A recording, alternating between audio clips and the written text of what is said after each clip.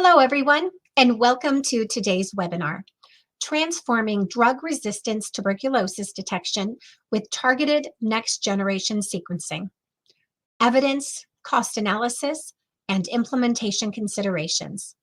I'm Christina Jewell of LabRoots, and I'll be your host for today's event. Today's educational web seminar is presented by LabRoots and brought to you by Illumina. As a reminder, today's webinar is educational and thus offers free continuing education credits. Please click on the continuing education icon on the far left of your screen to obtain your credits.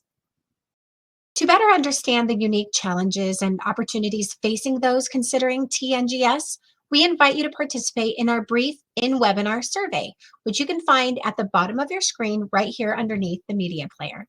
Your insights will help us tailor future resources and solutions relevant to your specific needs. Now, I would like to welcome your moderator for today's presentation, Dr. Courtney Moss, Director of Global Medical Affairs for Infectious Diseases at Illumina. Courtney, welcome. Thanks, Christy, and welcome everyone. Today, we will hear from three well-accomplished scientists about their collaborative work related to the use of targeted next-generation sequencing for detection of drug-resistant TB, which, as we will hear more, was recently recommended by the World Health Organization for drug-resistant TB detection. Our first presenter is Anita Suresh. Anita heads the Genomics and Sequencing Unit at FIND. She leads a multidisciplinary team evaluating genomic technologies and catalyzing genomics capacity in low and middle income countries for drug-resistant TB, antimicrobial resistance, pandemic preparedness, and beyond. She has over 18 years of experience across the biomedical value chain, including diagnostics development and commercialization, clinical trials, grant development, technology and market assessment, R&D, and policy. Anita has an MBA from the Kellogg School of Management and Northwestern University and a scientific background in bioinformatics and molecular biology. The title of her talk is Targeted Next-Generation Sequencing for Drug-Resistant TB Detection, Evidence to Policy. Anita, thank you for joining. Over to you.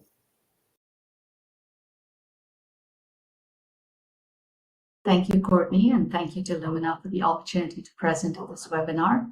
My name is Anita Suresh, and I will be speaking to you today about our efforts to establish targeted next-generation sequencing for drug-resistant tuberculosis detection. So the standard disclaimer slide. So our work in genomics really began in 2017 at FIND, where we started doing some R&D work in sequencing for TB, for the application of sequencing for TB genomic, for TB resistance in low and middle income countries. Since then, we then received a Unitate grant for Seek and Treat, which was really the start of our large body of work on generating evidence, and which is the focus of my talk today. We've since, of course, given that sequencing is a multi-disease platform, we've also started work on many other disease areas, including, of course, COVID-19, but since then, other areas and other broad pandemic threats, AMR, malaria, and so on. From a program perspective, really our goal is to integrate genomics in health systems to improve diagnosis and strengthen surveillance in low and middle income countries. We really do this from two aspects. One is enabling sequencing technologies. So it's really helping to translate the technology to generate evidence, which then informs policy.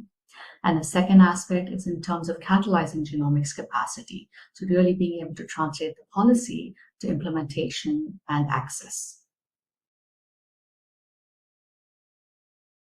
Now, you're in this webinar for a reason. You know the stats, but I'll still go over them. Tuberculosis, of course, remains the top infectious disease killer.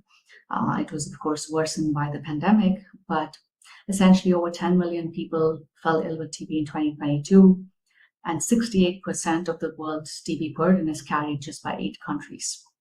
And all of this is happening despite TB being preventable and curable. In 2022, there were over 400,000 people that developed drug-resistant TB. Now, the majority of drug-resistant TB still remains undiagnosed, and only 2 in 5 of those that are diagnosed then actually have access to treatment. So it's clear that early detection and optimal treatment will be critical to combat drug-resistant TB and really get towards the end TB strategy. When it comes to clinical management of drug-resistant TB, it is super complex. Again, I'm probably speaking to people that are very familiar with this. There are over 20 drugs, and over the many years, there's been a lot of effort to look at various different combination of drug regimens or drugs for different regimens depending on the different needs and the circumstances. The good thing is in the most recent WHO guidelines, you would see there's been some groundbreaking evidence to support the use of these new drug regimens with new and repurposed drugs that have really shortened the duration of treatment from even 18 months to 6 months. Now, this is incredible, but this means we also need to make sure these drugs actually remain efficacious so that we can continue to utilize them so that people continue to get treated and cured of drug-resistant TB in a timely manner. Now, when it comes to drug-resistant TB, now how do we make sure we are detecting, diagnosing that? Today, the standard of care is actually phenotypic TST, which is culture or growth-based methods. While this is comprehensive because you can essentially, you're growing the bug and testing it against different drugs, it does take 6 to 8 weeks. TB is just a slow-growing bug. Now, there are other methods, obviously molecular methods in one way. They've really shown that they have there's a lot of value in using molecular methods for detecting drug resistance in TB, since it arises primarily from spontaneous mutations in the DNA. And this combined with a very low mutation rate, it's a slowly evolving bacterium. These molecular or genotypic methods are very, very highly effective for detection of resistance. So, of course, you're all familiar with the rapid molecular tests that are available, but they still detect only a few key mutations and a few key targets. So it really looks at resistance to, say, the one drug or 2 drugs, really the first-line drugs, maybe some second-line drugs in addition. But really, to be able to detect resistance to all of the existing new repurposed drugs, all of the drug regimens, that would require looking at or interrogating hundreds of mutations. And this is not feasible for something like a PCR-based test.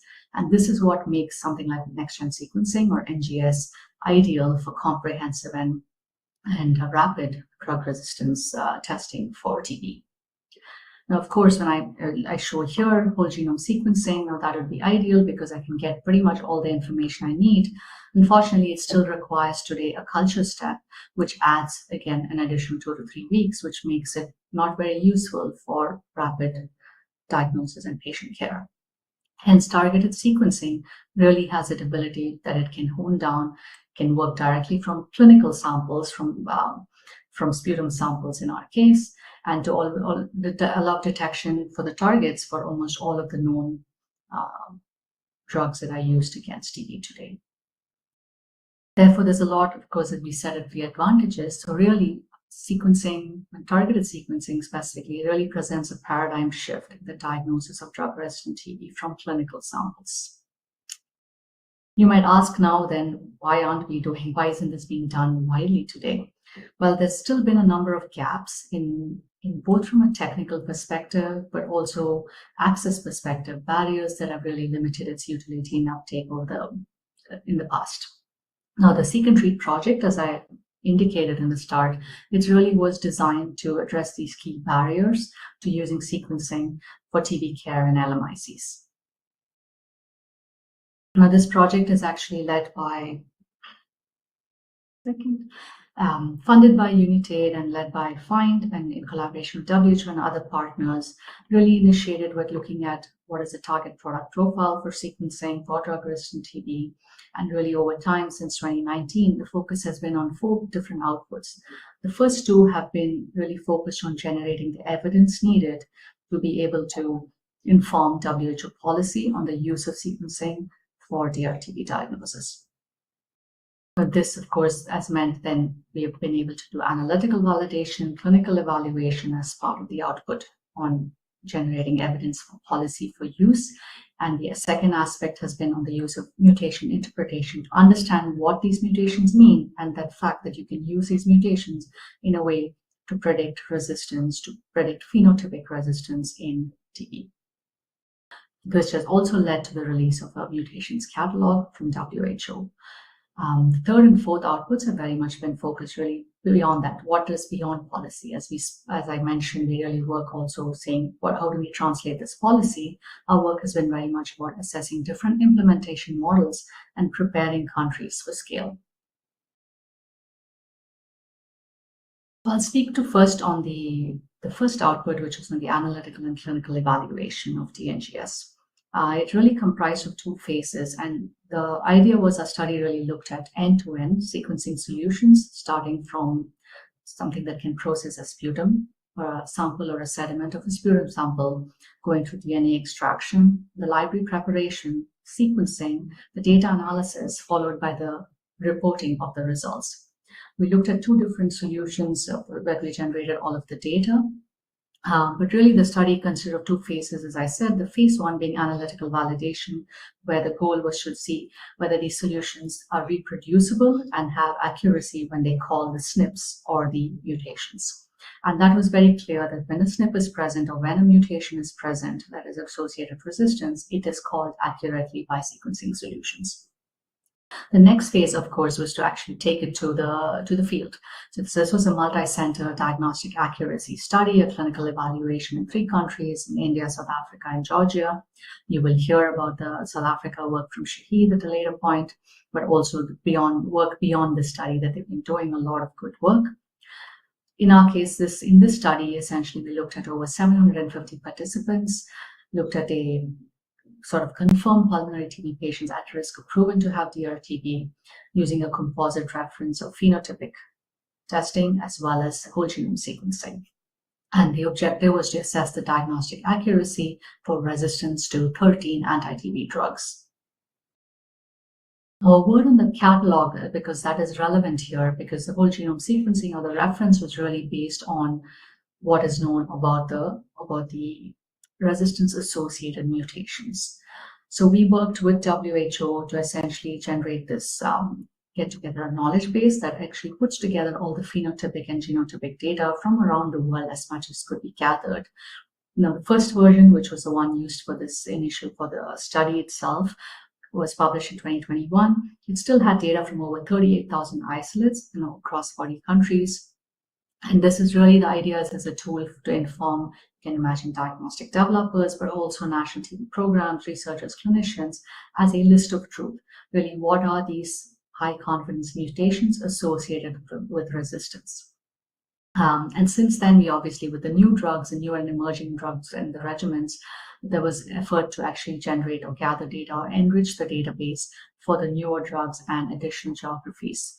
So the next version, released just in November 2023, really has the additional coverage for bedaquiline, lamidin, and clofazimine among the new drugs, and really takes an additional 15,000 strain data to give you both phenotypic, genotypic, and do the statistical calculations to tell you with high accuracy what are these mutations associated with resistance.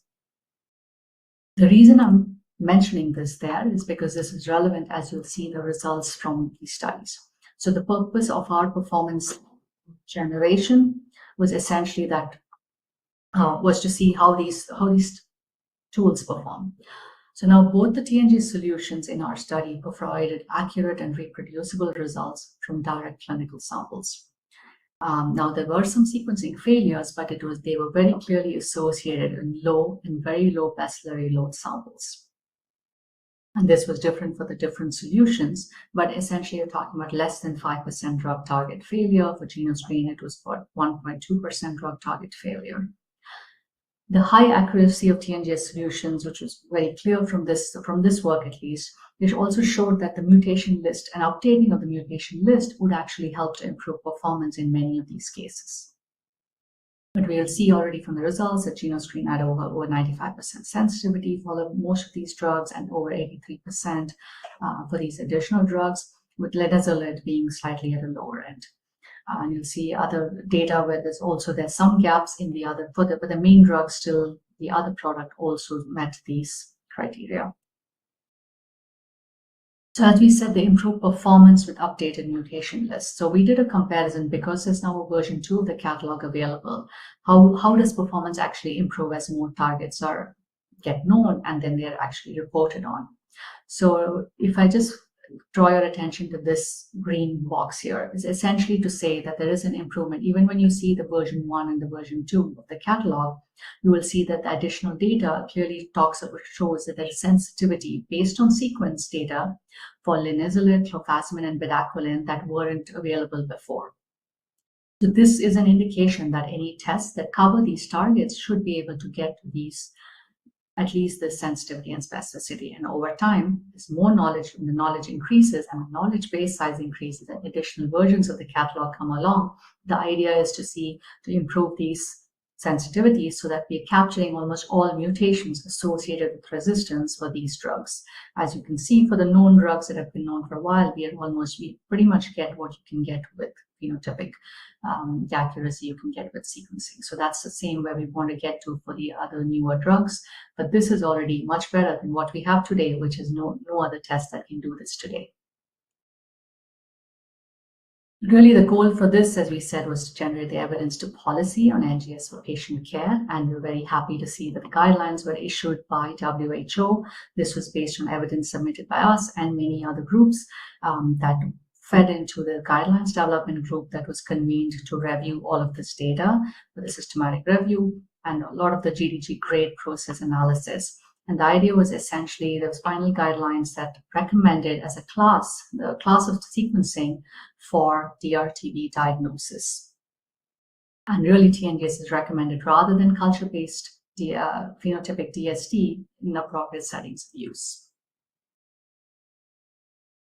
Oh, there's also something about where it fits in the algorithm. So along with the guidelines, there's an operational handbook that was released that gives you some indication of where some possible areas how TNGS could fit in the testing algorithm in countries. Now, obviously, the optimal algorithms will be context dependent and will need to be investigated further in different settings. Now, finally, really going to the last aspect of it is when we said it's about implementation and scale. There's only so much we can do. There's all of this evidence can only inform so much in terms of policy, but really how do you translate this policy into implementation and effective operationalization of sequencing in countries? So we are working on a number of tools and resources towards this to essentially support countries with scaling and implementing sequencing programmatically. There's obviously things like cost and feasibility and all of these that are still in question. There's also evidence that's needed in terms of patient-important outcomes.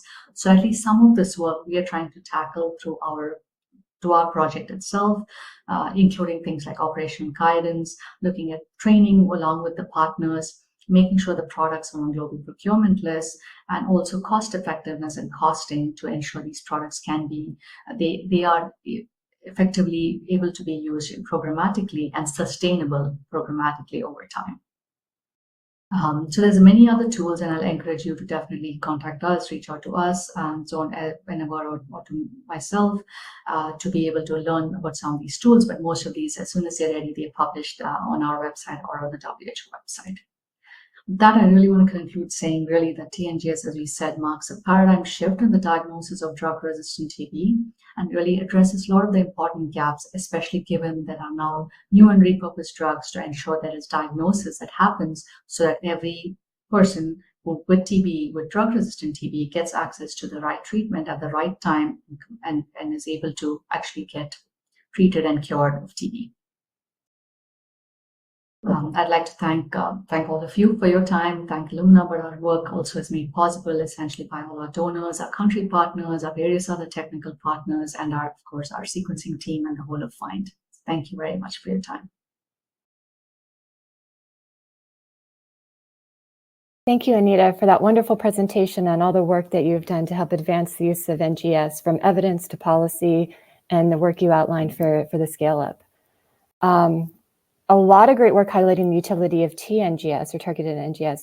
Could you please also provide your thoughts on the use and the need for continued generation of quality and accurate whole genome sequencing as TNGS is brought into more broader use? Absolutely. So I think I spoke a little bit on the mutations catalog. I maybe spoke more than needed on this talk, but that is something that's very close to my heart. because a lot of that is essentially fed by, we need the whole genome sequencing data along really with the phenotypic data to be able to generate that evidence to really match to be able to predict resistance from mutations, from sequence information. So that is definitely that continued need, and definitely from a surveillance perspective. Now, absolutely, where countries are running, usually starting to use sequencing for surveillance, for DRTB surveillance, the broad DRS surveys are actually starting to use, and WHO actually recommended the use of sequencing WGS for surveillance over in 2018. And so that we are starting to see more and more countries starting to use that. So I think that is absolutely an important way, and in fact can also be a way where countries, if they're not able to do routine surveys, because they're obviously a lot of effort, sequencing has been seen to be an option where it's actually easier compared to phenotypic DST to at least to do it at scale and in a more frequent manner.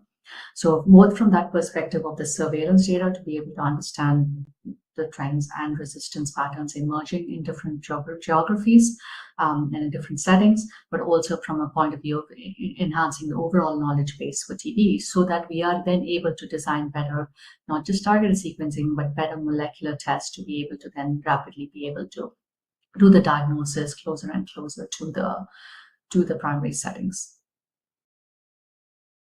Great, thank you. Great points. And then, if we go back to targeted NGS and all the great work that has been done so far, for those labs and programs that are interested in getting started, you nicely at the end of your presentation highlighted a lot of different tools. But for those really just at the beginning stages, where do you recommend they even begin with all of this? What are your thoughts there? So definitely, I think the guidelines is there. There's a lot of details in the guidelines. I think the operational handbook that was published along with it is a good start, because it really talks through really the basics of the technologies, the workflows, what are the different components. There is also the implementation handbook, implementation manual that was published along with WHO and FIND, which also talks to really starting to set up that. While focus there is surveillance, it's essentially broader, right? Because you just literally need the same equipment and tools and everything else, be it for WGS or for TNGS. It's obviously what you do with the data and how you're using it programmatically is the context of it is that changes. So I think those would definitely be good starting points. And there's a number of implementers that are also starting to work on, or they've been and definitely countries are interested, and countries have already started implementation pilots, if not already using it programmatically. So I think those would be also areas where multiple groups have been working on supporting countries with implementation.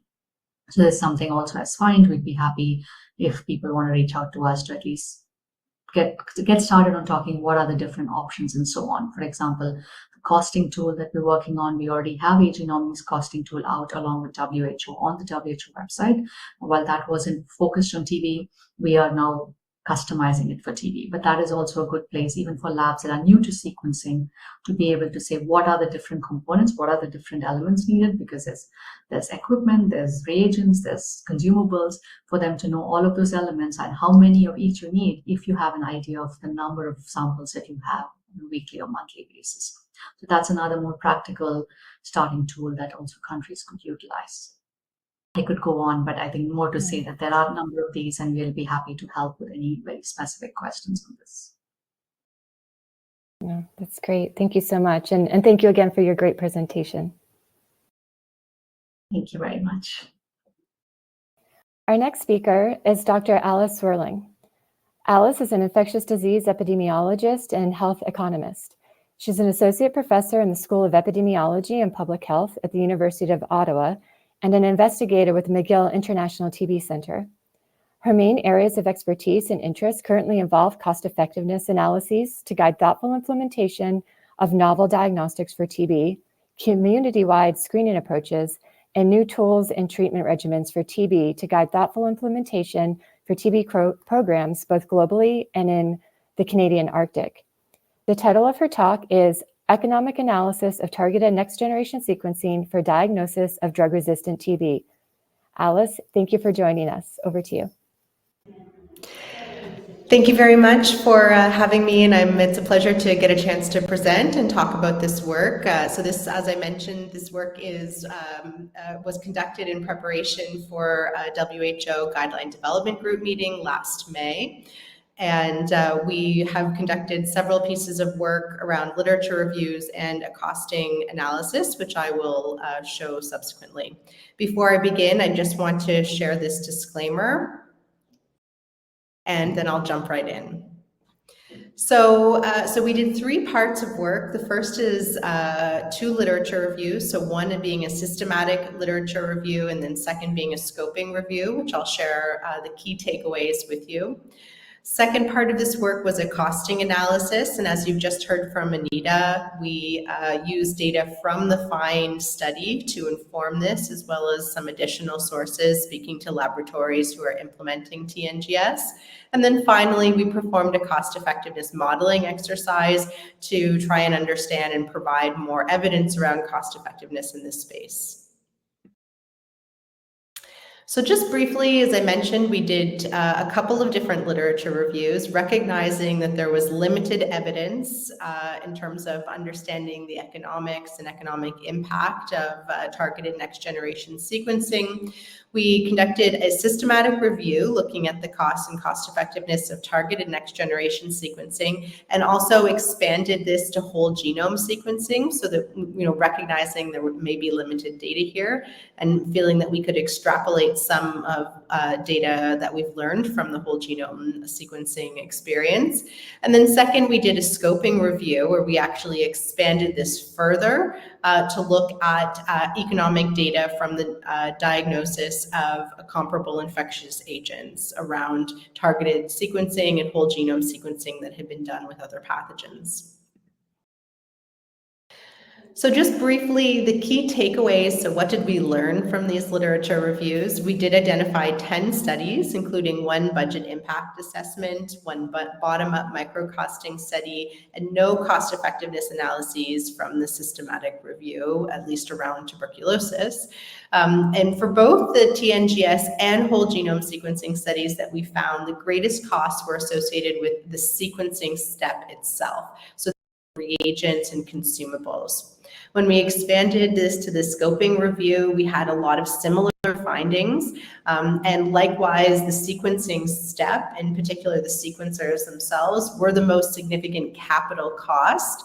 And again, things like reagents and consumables were a really important component cost in the total cost calculation. The scoping review did identify a cost effectiveness analysis. This was from 2001. And this really gave us some insight in terms of key drivers of cost effectiveness, things like operational efficiency, availability of trained personnel, sequencers being used to full capacity, which we'll talk about a little bit later in terms of how one might achieve that, bulk purchases, and complexity of the infectious pathogen being evaluated were all really important drivers and determinants of cost effectiveness. Just quickly, we did have a couple of limitations. Again, the included studies, or the studies we identified, did not contain the specific end-to-end solutions that were of interest, and that we're going to be talking about and are being discussed in the other sessions. So it's important to recognize that we are extrapolating from similar studies. And likewise, comparisons between the MiSeq or other platforms and the nanoform ion should be interpreted with caution, recognizing that these are not the specific end-to-end solutions which are going to be implemented in the laboratories. So again, when we looked at the systematic review, we identified key cost drivers that were associated with cost effectiveness for TNGS and whole genome sequencing. So just wanted to summarize those here. Different sequencers themselves do have important cost differences, and thus led to different cost effectiveness. So not just the sequencers, but of course the specific kits, which are an important component cost in the unit cost calculations. Also, things like depth and breadth of coverage was certainly potentially associated with greater costs in some of the studies that we identified.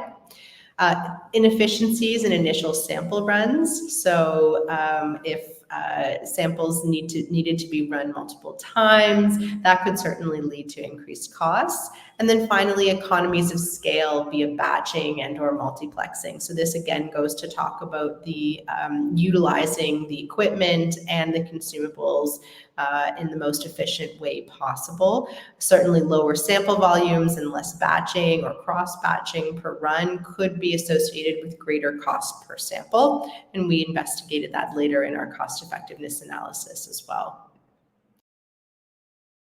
So just to sum up those elements, things like operational efficiency, availability of trained personnel, sequencers being used at full capacity, discounts associated with purchasing from high volume, and complexity of the infectious pathogen were consistently identified as important cost drivers across the systematic reviews, scoping review, and when we expanded that to look at other pathogens beside tuberculosis.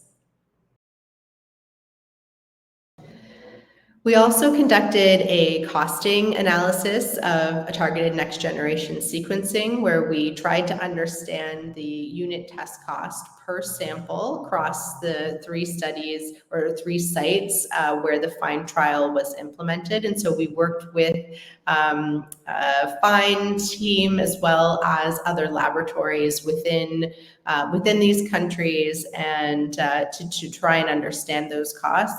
Please keep in mind that this is limited at this stage, recognizing that as these tests become implemented more widely, we'll be able to expand on this data and understand more about the true implementation costs and feeding those data back to patients, et cetera.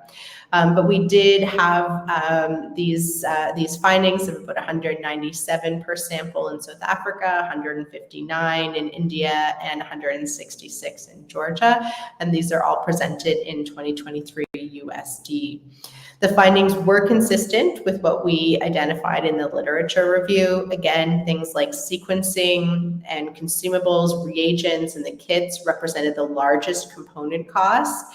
And we found that tests and had the largest impact on costs, which is not terribly surprising. So things like batching, multiplexing, improving those operational efficiencies were very important in terms of determining what the unit cost was. So now I'm going to jump into our cost effectiveness model. And so for this work, we looked at several different objectives. And then we had 3 different models to respond to those objectives. And given the interest of time, I won't be able to go into all of these in detail, but just to give you a sense of the scope in terms of the key modeling that we did. For objective 1A, we looked at the cost effectiveness of implementing TNGS after rapid molecular tests for rifampicin resistance. And in this case, it was compared with a universal phenotypic DST in country. We also then expanded this particular model and modified this to look at the cost effectiveness of TNGS, again, used after a rapid molecular test for rifampicin resistance, but compared this with current in-country DST practice. So essentially not assuming that there is universal phenotypic DST as we would have in objective 1A, but here we reflected what was actually happening in country in terms of the specific diagnostic algorithms, because it is a little bit different in the 3 countries that we were looking at. And then finally, we also looked at a model where we assessed the cost effectiveness of targeted sequencing as an initial test for drug resistance in patients with bacteriological confirmation, confirmed TB, and compared this to using a diagnostic in addition to DST. So essentially, this population would not necessarily have rifampicin resistant confirmation before going to the TNGS process. And then we also looked at using data and our outputs from all 3 of these objectives to conduct a budget impact assessment across the 3 countries of interest. So I'm going to primarily present data from Objective 1B, and I think this is most relevant because this is really giving countries a sense of what would happen given their current diagnostic algorithm if you were to compare that to implementing TNGS, again, amongst a population which has already been confirmed for rifampicin resistance. So we developed a decision analysis model, and our main outcome of interest for the economic analysis was the incremental cost effectiveness ratio. So this is the additional cost per DALY, or disability adjusted life year averted. We used parameter data from a variety of sources. So some of the epidemiological data was from published literature from the WHO, and we also used as much as possible diagnostic accuracy data from FIND and a systematic review on diagnostic accuracy that was done for the same GDG in May of last year. Additional data like the economic data, for example, came from a variety of sources, both published data as well as the systematic review we conducted, in addition to the costing analysis that we did in collaboration with FIND and the laboratories implementing these diagnostics. We did our cost utility analysis from the perspective of the healthcare system, so we did not include patient level costs.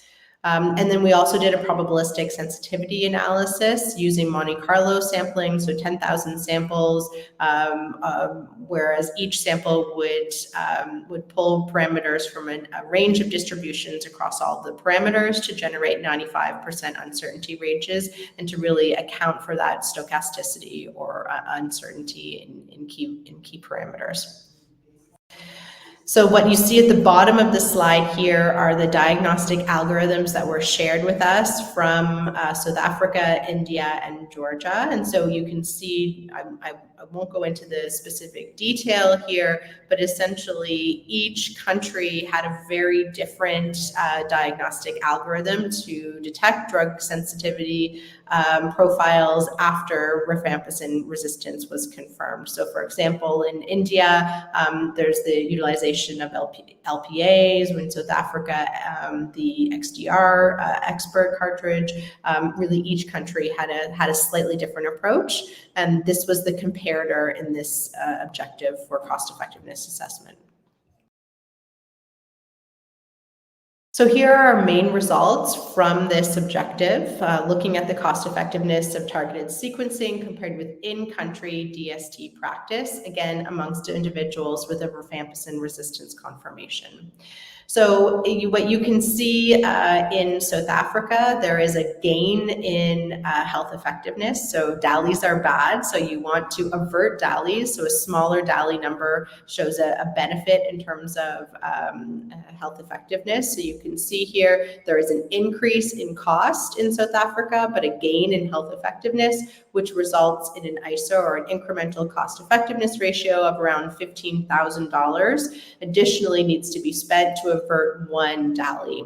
And when we looked at this in the probabilistic sensitivity analysis, the uncertainty ranges varied anywhere from a cost savings scenario up to over 114,000 per DALY averted.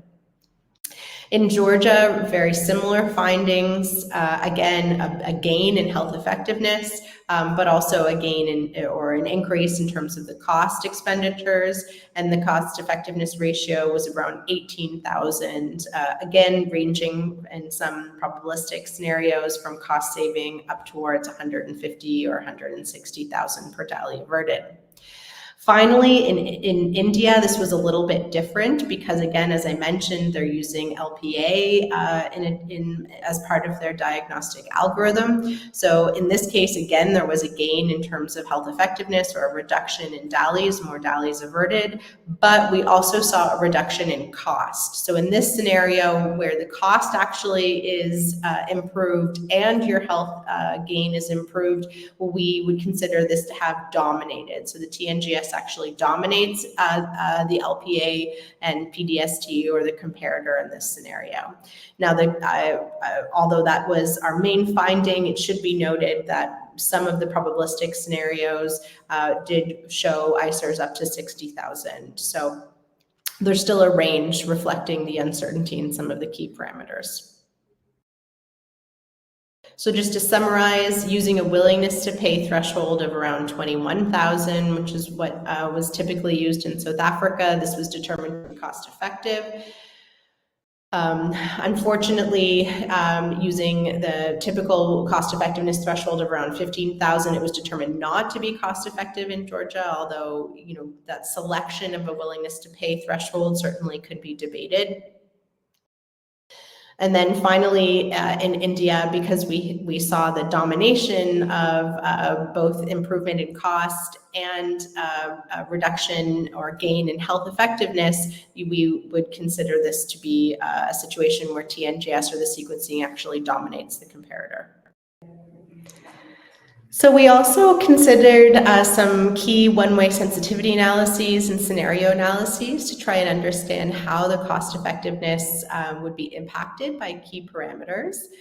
In one-way sensitivity analyses, particularly in South Africa and Georgia, the rate of contamination of the phenotypic DST approach, probability of repeat testing among the PDST, which was a proxy for loss to follow-up, and the per unit cost of sequencing itself had the largest influence on the cost effectiveness ratio, or whether these were determined to be cost effective or not.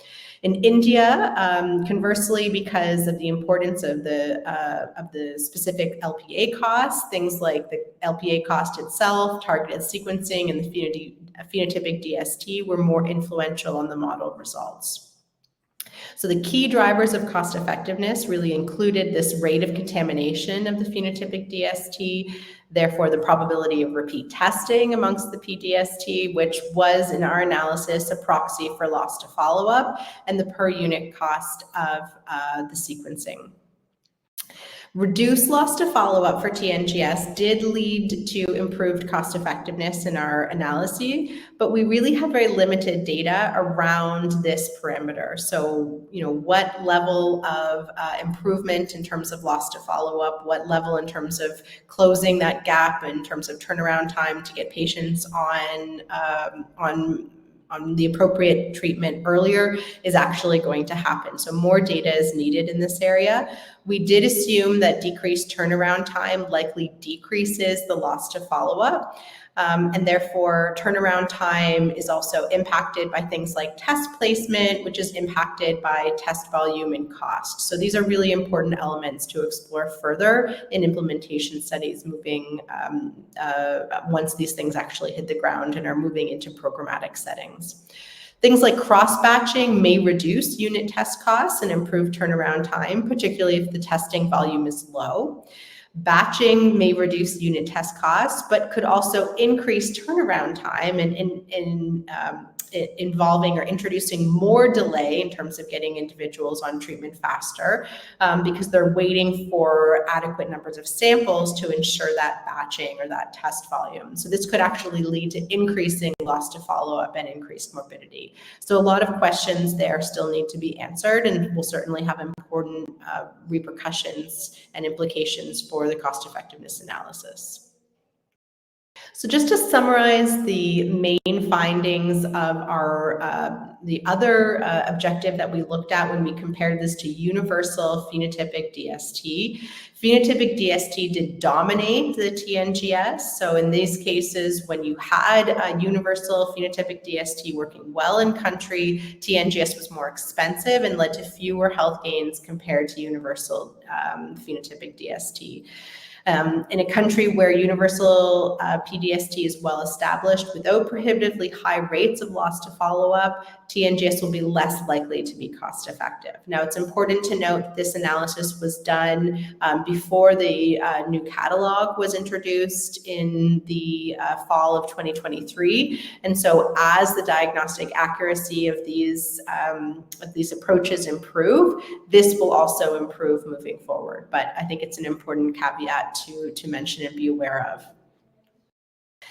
When we go back to the main objective, which I presented, comparing targeted sequencing to in-country DST, so what's actually happening in country in terms of their diagnostic algorithm, TNGS was cost effective compared to these algorithms in South Africa.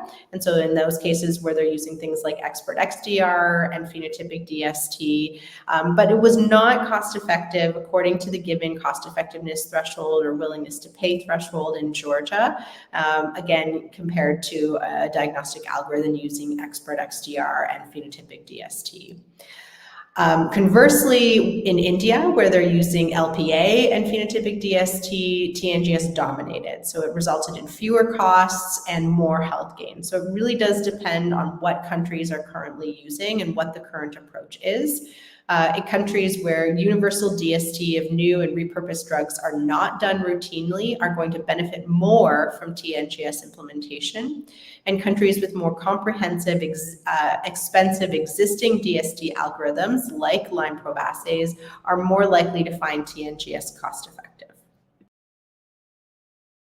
So I just want to thank some of my co-authors on this work, in particular Dr. Suvesh Shrestha, who did a lot of modeling for this analysis, but also all of our collaborators at FIND, the Seek and Treat trial team, the companies who shared data with us to try and understand the costing, and the laboratories and other collaborators who informed this analysis. Thank you very much for listening.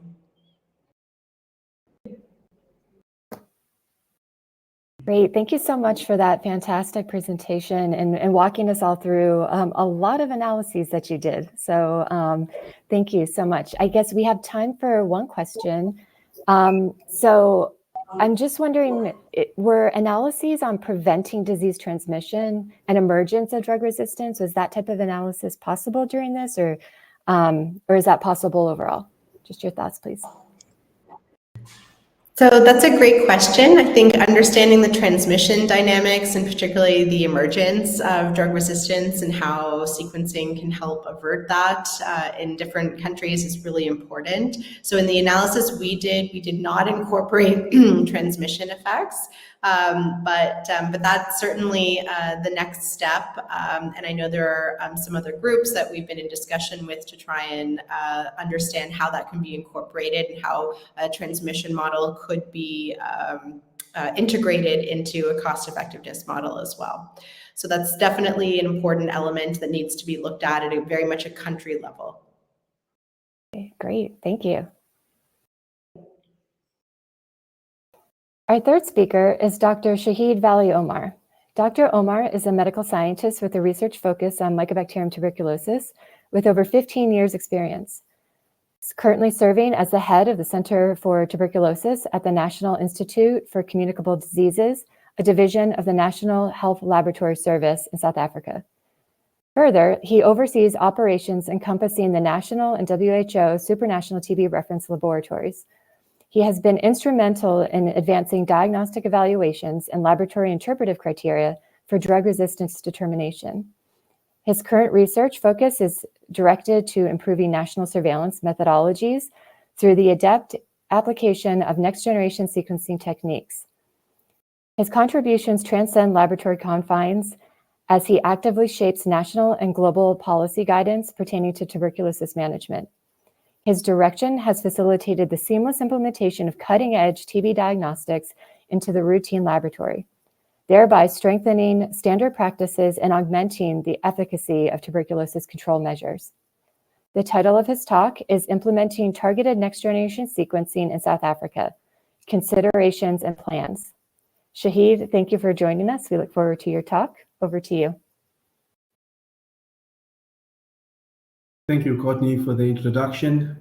I've been introduced. I lead the National TB Reference Laboratory in South Africa, and we are currently considering the implementation of targeted next-gen sequencing for programmatic use in South Africa. Disclaimer.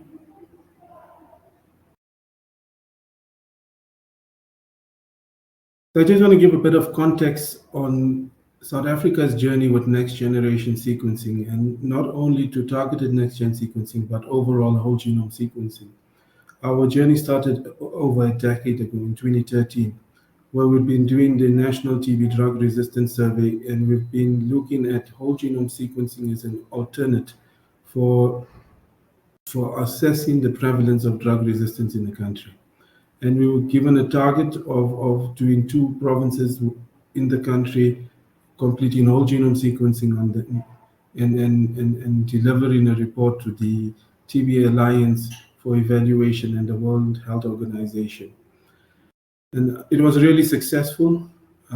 We did really well. The analysis was really useful, and it shows that there was utility for whole genome sequencing in the space. We then also started focusing on targeted next-gen sequencing applications for the diagnosis of drug-resistant tuberculosis. And we initiated discussions in March 2014 with Thermo Fisher, trying to develop a tool for this purpose, and based at the time on the Iron Torrent platform. And by September 2015, they managed to develop a tool that would work of cultured isolates, but not where we intended to be on a direct sample.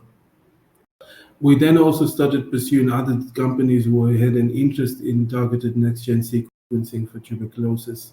And we then also tried to pursue and develop tools for this purpose, and made some progress, but nothing concrete.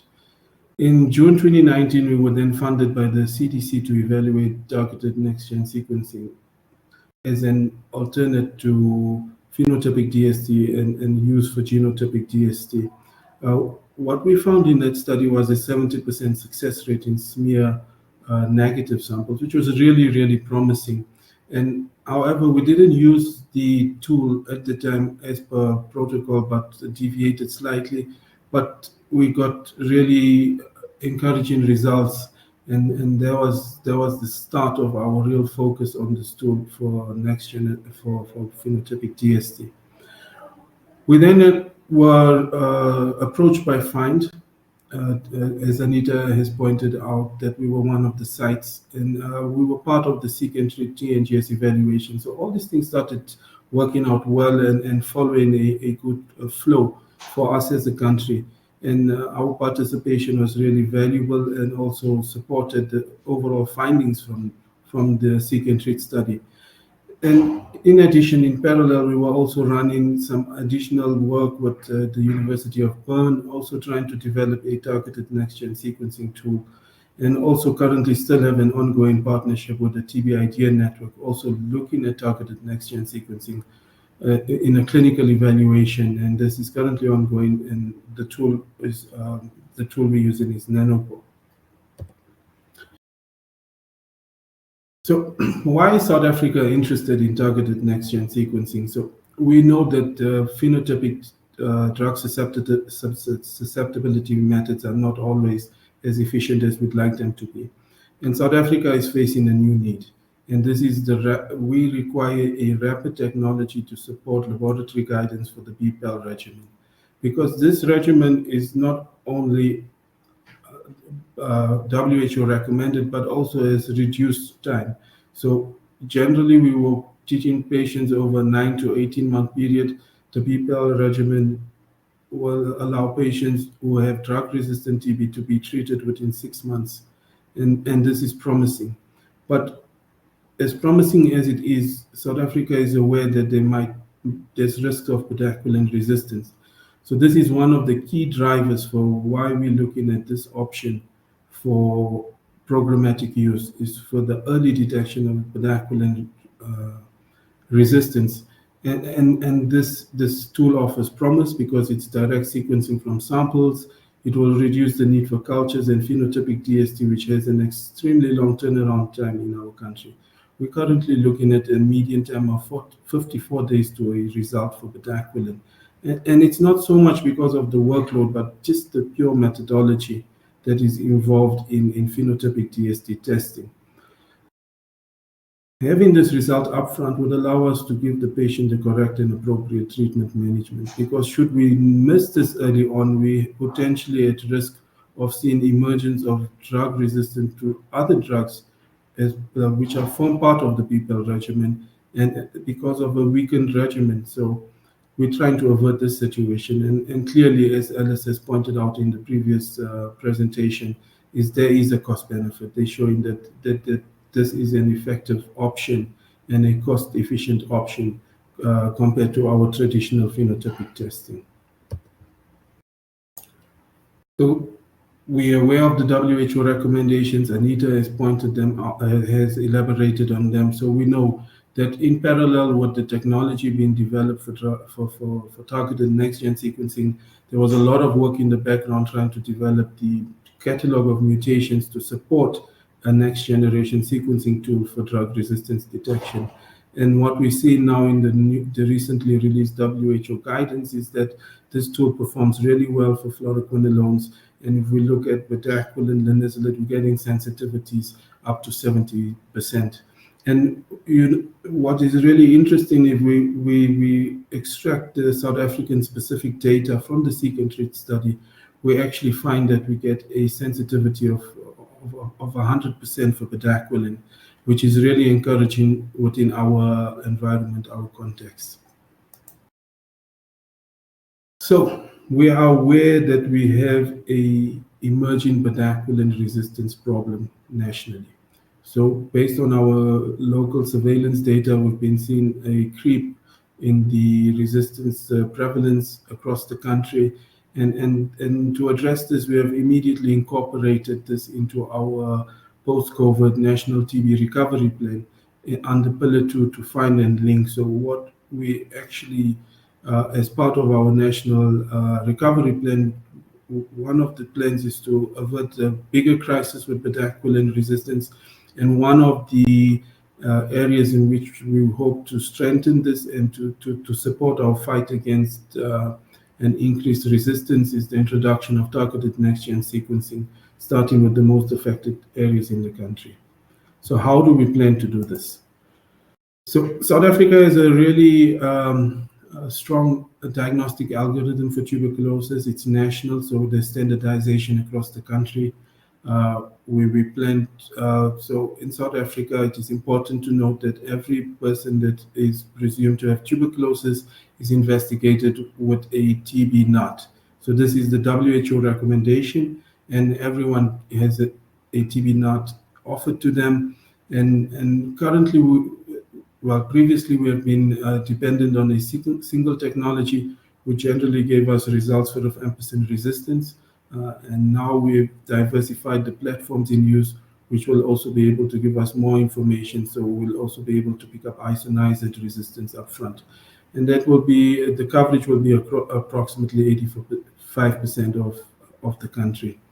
Once we've identified a drug-resistant isolate or a patient that has drug resistance, we then proceed to what is called the DRTB reflex algorithm. And in this algorithm, we will then further investigate looking for fluoroquinolone resistance using the expert XTR, and then continue to phenotypic testings for bedaquiline, linezolid, and soon to be incorporated pretrominate.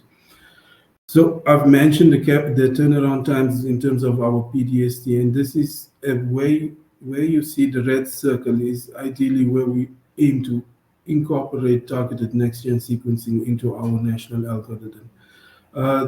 Additional testing is sometimes performed at the National TB Reference Laboratory, where we would utilize whole genome sequencing to support salvage regimens, but it's not a practice for all TB or resistant TB in the country. So the TNGS will be an add-on. It will not replace the current phenotypic testing, but it will potentially give us an earlier answer for a huge proportion of patients. And that's what we're hoping to see based on the data we've seen from the Seek and Treat study. And then should we see, should we have a negative result, then we're hopefully trying to incorporate whole genome sequencing as well into the algorithm, and this will be done off a cultured isolate. South Africa has a really strong diagnostic network, and where we aim to place this technology is at a tier 3 laboratory. So let me go through the different tiers we have in the country. So tier 1 to tier 3 laboratories have a different test basket at each level. And our tier 1 is generally where we do our TB NOT and microscopy. Tier 2 is the NOT microscopy plus culture. and genotypic DST using the XDR cartridge. So once you diagnose at tier 1 and you have any resistance detected, it gets referred up to a tier 2 laboratory, and from that point up to a tier 3 laboratory for phenotypic DST on bedaquiline, linezolid, and soon predominant. And what we will do now is ideally we'd like the placement to be at a tier 3 laboratory, but currently for the first phase of the implementation, I think we will keep it at a National TB Reference Laboratory, and that is the current recommendation by the WHO. And from that point, we can start planning to decentralize to a tier 3 laboratory. Just to point out that in terms of the diagnostic network in South Africa, approximately 90% of people within the country have access within a 5 kilometers radius to a TB laboratory, and then more than 95%, 97% within a 10-kilometer radius. So we have a good sense of how we'd like to use the technology. We have a sense of where we'd like to place the technology in the early phases and where we'd like to go into the future. And now we also have multiple areas that we really need to consider. And these are key areas that we've picked, and it is not limited to these for consideration. So one of the first issues that we need to address is the technical complexity of this technology. It's extremely complex. We did an in-house measurement on the number of hand movements required for this application, and what we found is anywhere between 81 and 189 hand movements per sample. And this is generally it's based on different technologies, but it gives a sense of how much hand movements are involved. And for high throughput laboratories like ours in South Africa, high volume laboratories, this might not be the most feasible or attractive option. And automation therefore becomes really critical. And this is something that we've already begun exploring and have some sense of utility. So that is the first area. The second thing we need to really consider is policy and regulatory issues. So one, the WHO recommendation is strongly required for our programmatic use. A key thing that really needs to be considered is the IVD marking, because we have to get through both local regulatory processes for this test to be able to be employed within our environment. A national validation is critical, but fortunately we've been part of the Seek and Treat study, which may act as a validation for the country. And then also clearly there has to be proper engagement between the National TB Program and the National Health Laboratory Services for approvals through our different committees before we could introduce this technology into the country. So there's a lot of policy and regulatory aspects that needs to be considered. In terms of infrastructure, we really need to assess, do we have sufficient equipment in place? And TNGS or sequencing comes with a lot of cold chain requirement, and we need to ensure that there's sufficient infrastructure in place in country for this purpose. And South Africa is really fortunate to be using a single lab information system that is connected across the country. So should any patient receive this test, it could be accessed by any clinician across the country. And there has to be some type of integration of this reporting from the raw data into our lab information system, so that the information becomes accessible and also a transmittable in terms of interfacing the technology with our lab information system to prevent unnecessary capturing of data. Because TNGS is not just like a single result. We will have multiple genetic targets aligning to different drugs, and we would want to make this as easy as possible to avoid any issues in terms of capturing data from the platform onto the lab information system. We'd also really need to consider training, because this is really a important aspect. This is a new technology. It's not been technologists and lab personnel within the lab services have not really been exposed to this type of technology previously. So this has to be considered. And also, apart from the lab personnel, we also need to start looking at the field, the clinicians, the healthcare workers, because drug-resistant TB is also decentralized in the country. So we've got nurses administering drug-resistant TB management. So they would also need to be trained on interpreting this information. So essentially, we try to make this as simple and straightforward as possible, giving them something which they're used to, just either calling it resistant or susceptible. But remember, with this type of information, there will be more additional training required. And then also we need to get laboratory personnel used to the change management of how samples will be managed for the DRTB reflex, how to utilize the technology, when to utilize it, and how to report on it.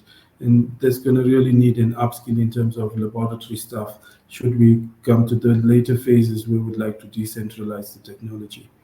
In terms of supply chain management, ideally, currently the technology or the assay comes in multiple units from our experience, but I believe that there is a single package solution, and that is the ideal solution we need as a country. So this could improve the way we plan and forecast, and also improves the procurement process. So you don't have to worry that you ordered one component and forgot another, and then you come to a standstill.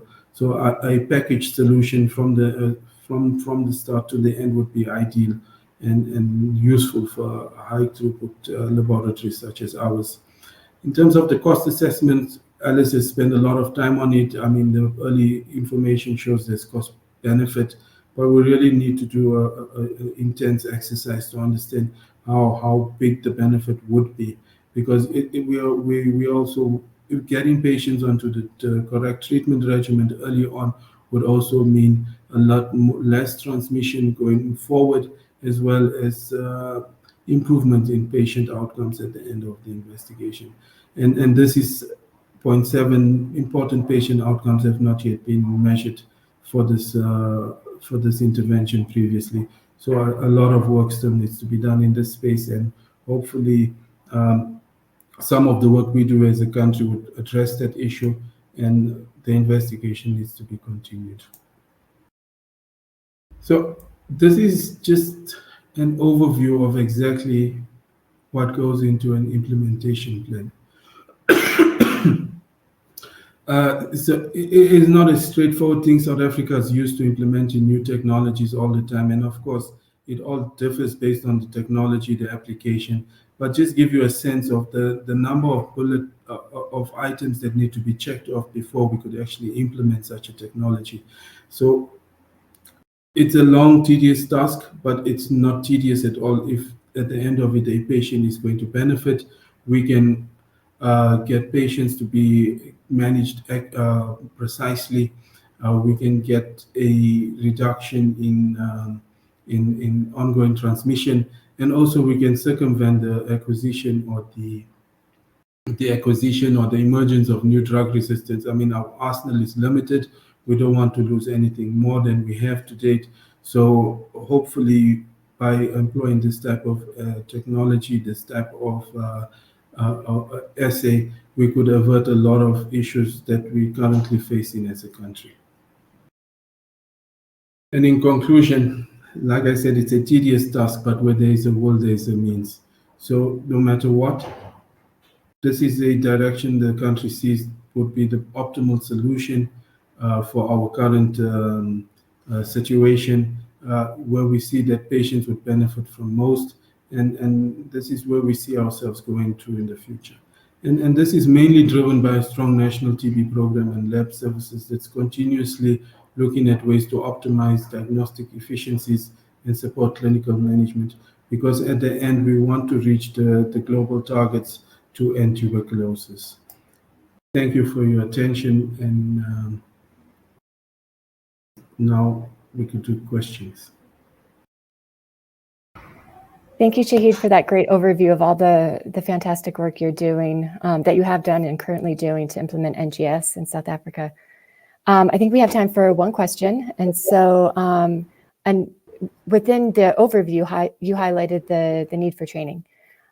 Could you please comment on your approach and plans to not only train the laboratory associates, but other key stakeholders as you implement this new technology and understanding what the results mean and how to utilize them?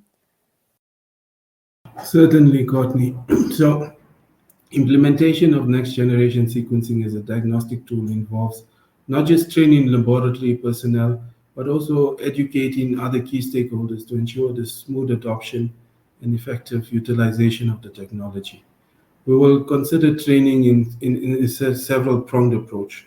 Firstly, comprehensive training for the program laboratory personnel, that's key. Then also we need to look at tailored training for specific roles within the laboratory, because not everyone needs to know everything. There's different layers, and each layer needs to have its own training set and training performed. We'd also need to do a lot of engagement with healthcare workers and doctors in country. So it's firstly to sensitize them to the capabilities and limitations of this technology, educate them on interpreting results and the implications for clinical decision making. And then we'd also try to get a continuous feedback and evaluation to identify areas where we need to improve. So this is also a first use case for targeted next-gen sequencing in country. So I don't think we'll know exactly how to go in there, but we'll have a good sense as we go in there what else would be required to strengthen the training package. And by adopting a comprehensive and inclusive approach to training, we aim to equip the laboratory personnel as well as stakeholders with the knowledge and skills necessary to leverage of this technology and enhance diagnostic capability and improve patient care. Thank you. Excellent. Thank you so much. On behalf of Illumina, I would like to thank all our speakers again for joining us and for their excellent and informative presentations. Along with all the great tools and resources you heard about from our speakers today for next generation sequencing, please know that Illumina is also here to help and support as well. Thank you to LabRoots for all the help in making this webinar possible. And many thanks to you all for registering and attending and for all you do in the global effort to end TB. Yes, we can end TB. I wish everyone a good rest of your morning, day, and evening. Thank you, Courtney, Anita, Dr. Zwirling, and Dr. Omar. Your insights today will empower others in the fight against drug-resistant tuberculosis. We truly appreciate your time and your generous knowledge sharing. We would also like to thank LabRoots and our sponsor Illumina for making today's event possible. Ready to dive deeper? Visit the webinar resource section for in-depth technical resources and a new NGS for TB educational ebook to equip yourself with the latest insights to unlock the power of NGS. This webcast can be viewed on demand, and LabRoots will alert you via email when it's available for replay. Please feel free to share this on-demand webinar with colleagues who may be interested. And yes, we can end TB. Thank you for joining us, and have a wonderful day.